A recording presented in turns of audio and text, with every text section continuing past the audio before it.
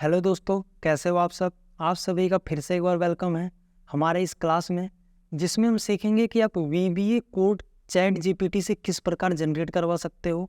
सबसे पहले दोस्तों ये समझ लो कि वीबीए कोड यूज कब करते हैं। जब कोई ऐसा प्रॉब्लम जो नॉर्मल एक्सेल के कमांड से नहीं सॉल्व हो रहा है, जो एक्सेल के कमांड यहाँ पे दिए गए हैं ना, इससे सॉल्व नहीं हो रहा है, जो एक्सेल के फॉर्मूला बनाए गए हैं उससे सॉल्व नहीं हो रहा है, तब हम यूज करते हैं वीबीए कोड का। अभी मैं आपको कुछ अलग अलग ऐसे एग्जाम्पल बताऊंगा जिससे आपको आइडिया लग जाएगा कि कहाँ पे वीबीए कोड यूज करना है। तो शुरुआत करते हैं सबसे पहले एग्जाम्पल से। दोस्तों सबसे पहला एग्जाम्पल है, अगर आपके पास बड़ा डेटा सेट है, उसको आप सही से चेक करना चाहते हो। आप चाहते हो जहाँ पे क्लिक करूँ, जो एक्टिव सेल है ना, जहाँ पे क्लिक करूँ ऑटोमेटिक वो पूरा रो ऐसे हाईलाइट हो जाए। जैसे ही क्लिक करो ना, वो पूरा रो आपका हाईलाइट हो जाए, जिससे दोस्तों डेटा को समझने में या डेटा एंट्री करने में आपको आसानी रहेगा। ठीक है, ये दोस्तों जब कभी आप बड़े डेटा में काम करोगे ना, तब आपको आइडिया लगेगा कि मैं क्या बोल रहा हूँ, जिससे दोस्तों आप डेटा को बहुत ही आसानी से समझ पाओगे। ठीक है, गलती होने का चांस बहुत कम रहेगा। आप चाहते हो कि जिस सेल पे क्लिक करो, जो एक्टिव सेल है आपका, वो ऑटोमेटिक वो पूरा रो ऐसे हाईलाइट हो जाए।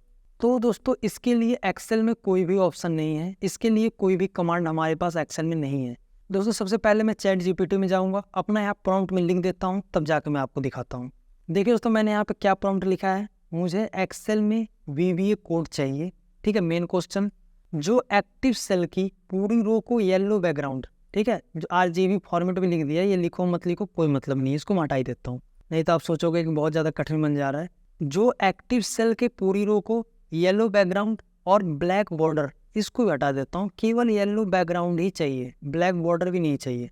जितना सिंपल बनाओ उतना ही सही है, आप अपने अकॉर्डिंग दोस्तों जो फॉर्मेटिंग चाहिए आप डाल सकते हो। बैकग्राउंड चेंज करना है, बॉर्डर लगाना है, ठीक है, सब चीज़ दोस्तों आप प्रॉम्प्ट के अंदर डाल देना। अभी के टाइम में इसको आसान बनाने का प्रयास कर रहा हूँ। दोबारा मैं पढ़ता हूँ, मुझे एक्सेल में वीबीए कोड चाहिए जो एक्टिव सेल के पूरी रो को येलो बैकग्राउंड के साथ हाईलाइट करे।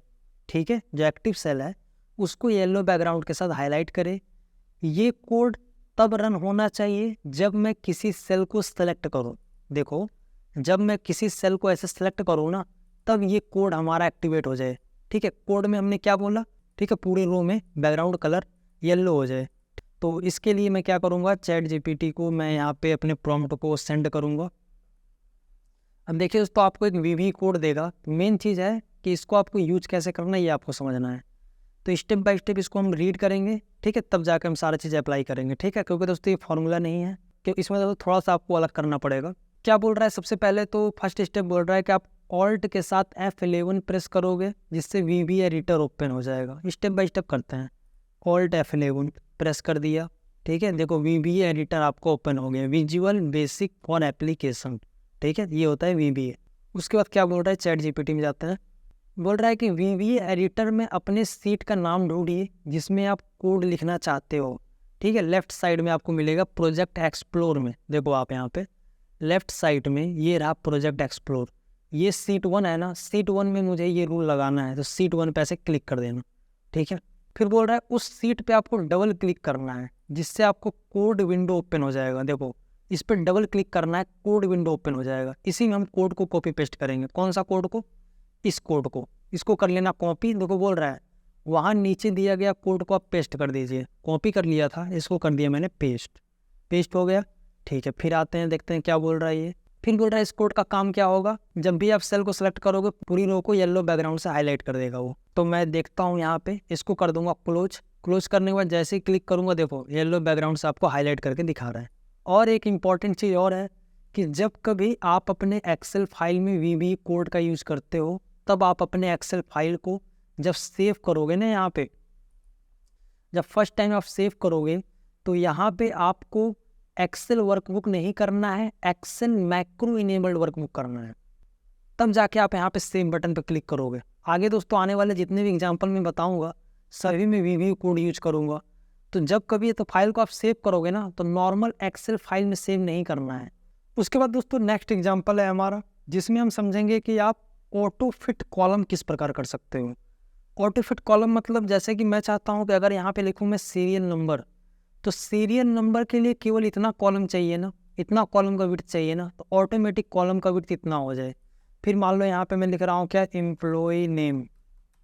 ठीक है, तो एम्प्लॉय नेम के लिए इतना बड़ा कॉलम चाहिए ना, तो जितना मैंने लिखा उसके अकॉर्डिंग कॉलम का विड्थ हमारा फिक्स हो जाना चाहिए। ठीक है, फिर मैंने लिखा डिपार्टमेंट। तो मुझे बार बार ऐसे एडजस्ट न करना पड़े, जैसे ही टाइप करूँ इस पूरे सीट में कहीं पर भी जैसे ही टाइप करूँ तो वो समझ जाए कि कितना बड़ा ये टाइप है, उसके अकॉर्डिंग ऑटोमेटिक कॉलम का विड्थ यहाँ पे सेट हो जाए, जिससे दोस्तों आपका टाइम बहुत ज़्यादा बचेगा। तो ये हम वीवी कोड की सहायता से किस प्रकार करेंगे। तो सबसे पहले आपको यही क्वेश्चन चैट जीपीटी में पूछना है। देखिए दोस्तों, मैंने केवल दोस्तों 2 लाइन का आपका प्रॉम्प्ट है। क्या मैं चाहता हूँ कि जब भी मैं एक्सेल सीट में डाटा एंटर करूँ, ठीक है, जब भी मैं अपने एक्सेल सीट में डेटा का एंट्री करूँ तो कॉलम का विड्थ ऑटोमेटिक ऑटो फिट हो जाए। ठीक है, इसके लिए वीवीए कोड चाहिए। बस सेंड मैसेज पे क्लिक करना है आपको। अब दोस्तों वीवीए कोड यूज करने का प्रोसेस सेम होता है। सबसे पहले वीवीए एडिटर ओपन करोगे, ऑल्ट F11 प्रेस करके, एकदम सिंपल सा आपको कोड दे दिया है, इसको कर लेना कॉपी।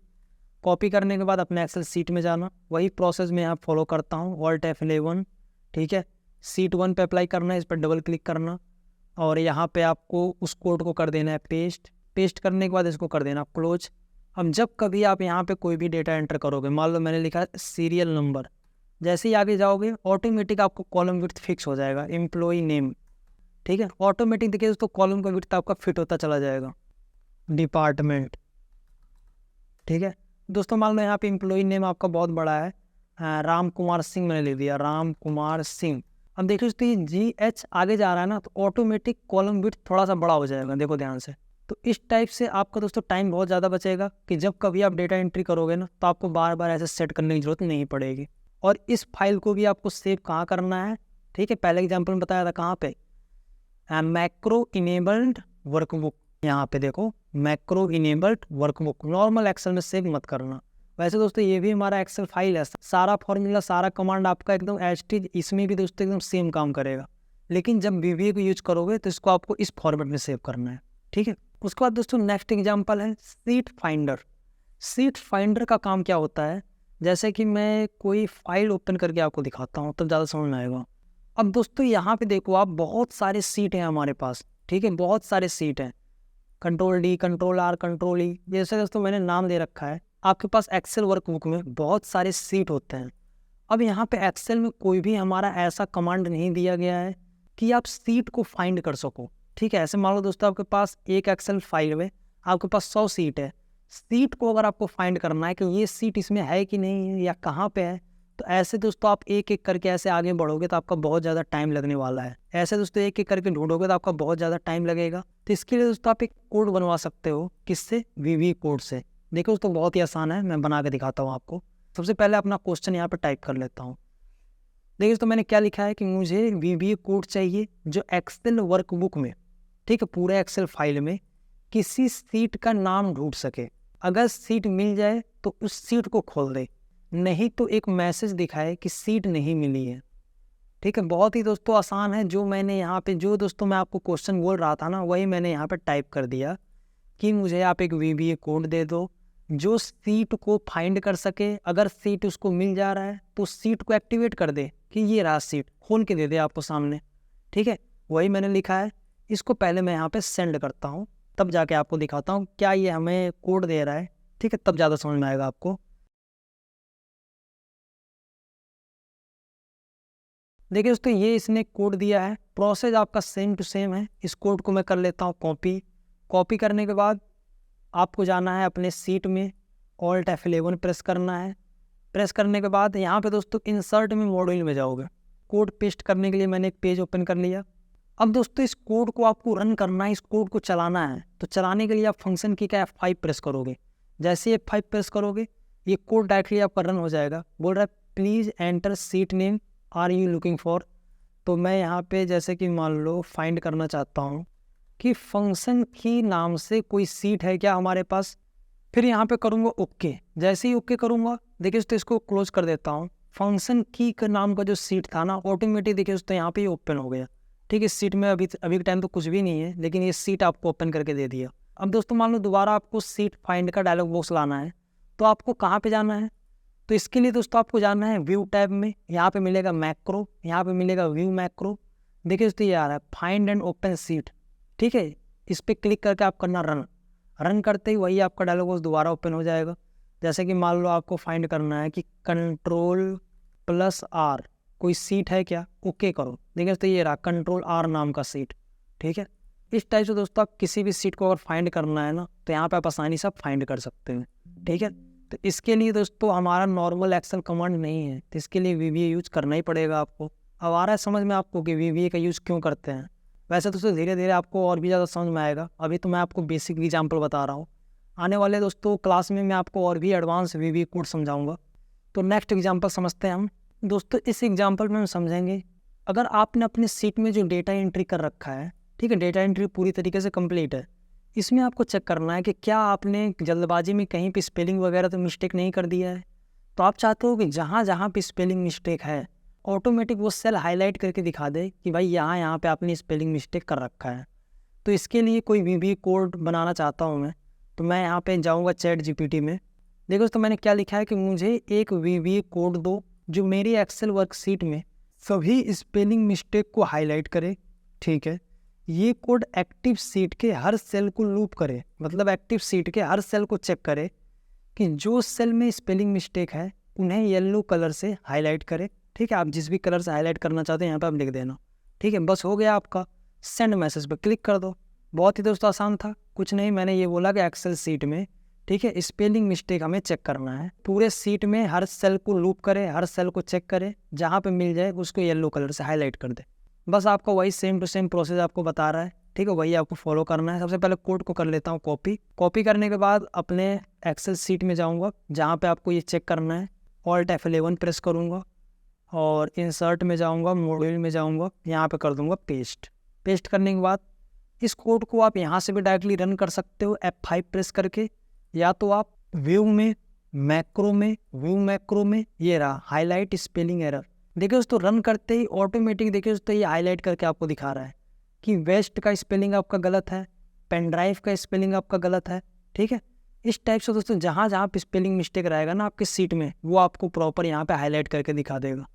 उसके बाद दोस्तों आपने चेक कर लिया कि ये स्पेलिंग आपका मिस्टेक है। उसके बाद यहाँ पे इसको ठीक करके आप क्या कर सकते हो, यहाँ पे सबको सेलेक्ट करके, यहाँ पे इन सबको सेलेक्ट करके क्या करोगे, होम में क्लियर फॉर्मेट कर देना यहाँ से, ठीक है, क्लियर फॉर्मेट।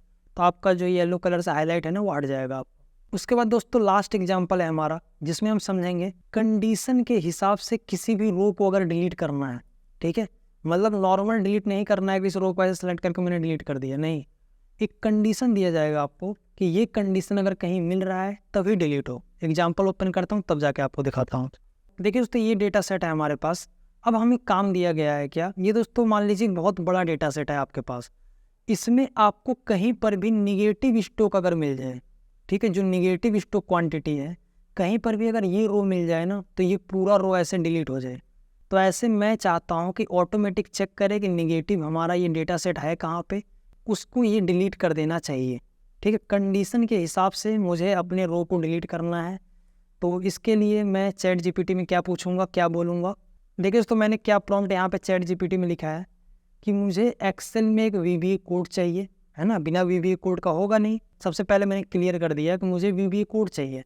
उसके बाद मैंने क्या बोला, जो उन रो को डिलीट करे जहाँ स्टॉक क्वांटिटी जो कॉलम C में है। ये दोस्तों बताना जरूरी है आपको कि भाई इसको समझ में तो आए कि स्टॉक क्वांटिटी किस कॉलम में है, ठीक है। अपने डेटा का डिटेल मैंने बता दिया, ब्रैकेट में क्या, कॉलम C, या तो आप अलग से भी बता सकते हो क्या कि स्टॉक क्वांटिटी जो कॉलम C में है की वैल्यू 0 हो या निगेटिव हो।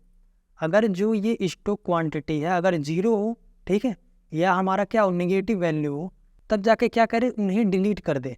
क्या आप मुझे इसके लिए VBA कोड दे सकते हो, ठीक है। बस यहाँ पे सेंड मैसेज पे क्लिक करना है। आप जो आपको आउटकम चाहिए आपने यहाँ पे बोल दिया कि आपको एक VBA कोड चाहिए। अब दोस्तों आपको स्टेप बाय स्टेप इस प्रोसेस को आपको फॉलो करना है जो ये बोल रहा है। वैसे दोस्तों अगर आप VBA कोड के बारे में नहीं पता है तो आप दोस्तों स्टेप बाय स्टेप पढ़ सकते हो जो ये बोल रहा है। मैं इस कोड को यहाँ से कर लेता हूँ कॉपी करने के बाद अपने एक्सेल सीट में आऊँगा, Alt F11 प्रेस करूँगा और इंसर्ट में मॉड्यूल में जाऊँगा, अपने कोड को कर दूँगा पेस्ट करने के बाद क्या करूँगा, डायरेक्टली यहाँ से रन कर देंगे F5 करके, लेकिन मैं यहाँ से नहीं करता हूँ, मैं जाऊँगा व्यू से, यहाँ से रन करके दिखाऊँगा आपको, ध्यान से देखना। आप व्यू में जाऊँगा, व्यू मैक्रो में जाऊँगा, डिलीट 0 और निगेटिव स्टॉक रो, ठीक है, अपने हिसाब से इसे नाम दे दिया, फिर कर दूँगा रन करते ही देखो ध्यान से कि जो हमारा निगेटिव नंबर था और जो 0 नंबर था ऑटोमेटिक वो डिलीट हो गया। ये आपका फाइनल डेटा है आपको। इस टाइप से दोस्तों मैंने आपको कुछ ऐसे एग्जाम्पल बताएं जो आपको आइडिया लगी गया कि आप नॉर्मल एक्सेल कमांड से नहीं कर सकते हो, जो दोस्तों केवल आपका VBA कोड से ही कंप्लीट होगा। दोस्तों ये था हमारा पार्ट 1। दोस्तों अगले क्लास में कुछ और कॉम्प्लेक्स VBA कोड आपको जनरेट करके दिखाऊंगा पार्ट 2 में। अब दोस्तों मिलते हैं नेक्स्ट क्लास में, तब तक के लिए जय हिंद।